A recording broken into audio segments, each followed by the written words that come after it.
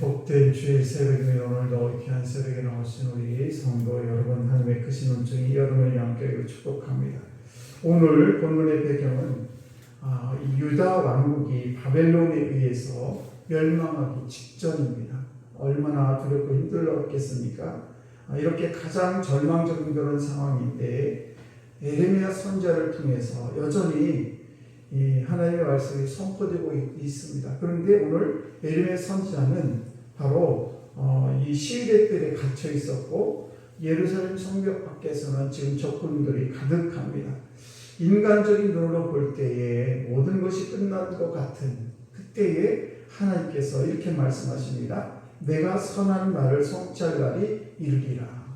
그러니까 내가 한 말을 내가 성취할 날이 올 것이다 라고 말씀하고 있습니다. 그래서 오늘도 이 귀한 새벽에 나오신 우리 사랑하는 성도 여러분, 혹시 여러분의 삶이 마치 어둠의 그림자 속에 있는 것처럼 그렇게 삶이 어둡고 힘들지라도 오늘 말씀을 통해서 여전히 나를 위해서 일하고 계시고 그리고 하나님의 신실하신 약속을 붙드는 그런 시간이 되기를 축복합니다.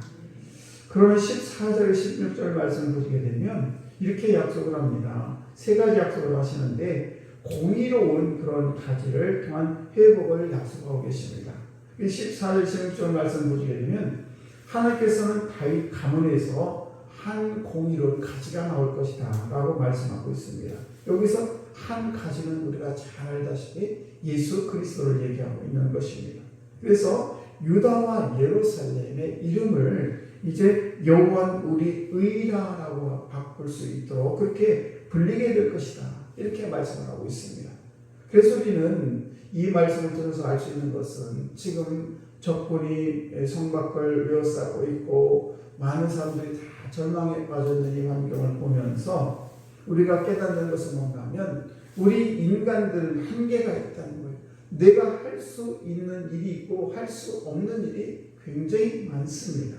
그러나 중요한 것은 이렇게 저들이 할 수 없는 일들이 많이 있는데 그 할 수 없는 일을 우리 주님께서 내가 의로워서 그것을 이루는 것이 아니라 하나님께서 친히 우리의 의가 되셔서 우리의 모든 것을 정리하시고 모든 것을 인도한다는 사실을 우리는 깨닫게 된다는 사실입니다. 오늘도 우리 사랑하는 성도 여러분, 이 귀한 새벽에 하나님의 의가 나와 늘 함께한다는 사실을 꼭 기억하시고 내가 어떤 길을 걸어가든 간에 하나님이 늘 나와 함께하시고 나를 가장 선한 길로 인도한다는 것을 믿는 여러분 되시기를 축복합니다. 그리고 또 한 번은 우리가 또 하나는 17절 18절에 있는 그런 말씀인데 끊어지지 않는 영원한 통치를 해주시겠다 그런 말씀이에요. 그래서 하나님은 다윗의 왕위와 레위 사람들의 제사장이 끊어질 것이라고 선포하십니다. 그러나 비록 지금 왕실이 무너지고 성전 제사가 멈춘 것 같지만은 영원한 제사장인 예수 그리스도께서 이 땅에 오시게 되면 이 약속이 완성이 될 것이라는 것입니다. 그래서 우리는 이미 왕같은 제사장이 되었고 그래서 우리는 언제든지 하나님의 절에 나와서 하나님을 아버지라 부를 수 있고 또 하나님의 백성 가운데 우리는 하나님의 다스림 속에 살아가고 있다는 사실입니다.